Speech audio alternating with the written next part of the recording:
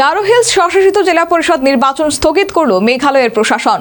নির্বাচনকে কেন্দ্র করে দুই গোষ্ঠীর সংঘর্ষ নিয়ন্ত্রণ করতে গিয়ে সেনাবাহিনীর গুলিতে প্রাণ হারায় দুই নাগরিক। এরপর পরিস্থিতি উত্তপ্ত হয়ে উঠলে নির্বাচন স্থগিত করার সিদ্ধান্ত নেয় মেঘালয় প্রশাসন। আগামী 10 এপ্রিল মেঘালয়ে গারো হিলস এডিসি নির্বাচন স্থগিত ঘোষণা করা হলো বুধবার মেঘালয়ের রাজ্যপাল চন্দ্রশেখর এইচ বিজয় শঙ্কর এক বিজ্ঞপ্তিতে অনির্দিষ্টকালের জন্য নির্বাচন স্থগিত ঘোষণা করেছেন।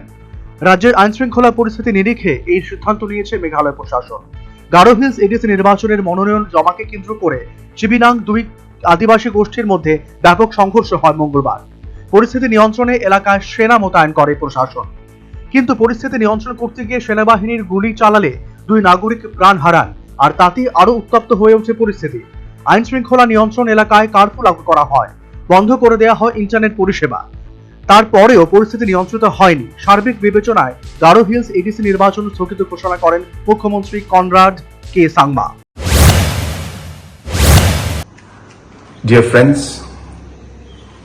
keeping the current prevailing situation that is prevailing in Garo Hills right now, and keeping the sentiments of the people in mind, the government of Meghalaya has decided to postpone the Garo Hills Autonomous District Council elections. We will sit and we will decide on how to further take this procedure ahead, but till then the decision has been made to postpone the election. এদিকে পশ্চিম Garo hills জেলায় উচ্চ মাধ্যমিক স্তরের দুটি পরীক্ষা আপাতত স্থগিত ঘোষণা করেছে Meghalaya board of school education. উচ্চ মাধ্যমিক স্কুল লিভিং সার্টিফিকেট পরীক্ষার সঙ্গীত ও নৃবিজ্ঞান বিষয়ক পরীক্ষা, যা 11 ও 12 মার্চ হওয়ার কথা ছিল, তা পরে নেওয়া হবে। তবে রাজ্যের অন্যান্য জেলায় নির্ধারিত সূচি অনুযায়ী পরীক্ষা চলবে। ঘটনার পর পরিস্থিতি নিয়ন্ত্রণে এলাকায় কারফিউ জারি করা হয়েছে এবং তা 13 মার্চ মধ্যরাত পর্যন্ত বাড়ানো হয়েছে।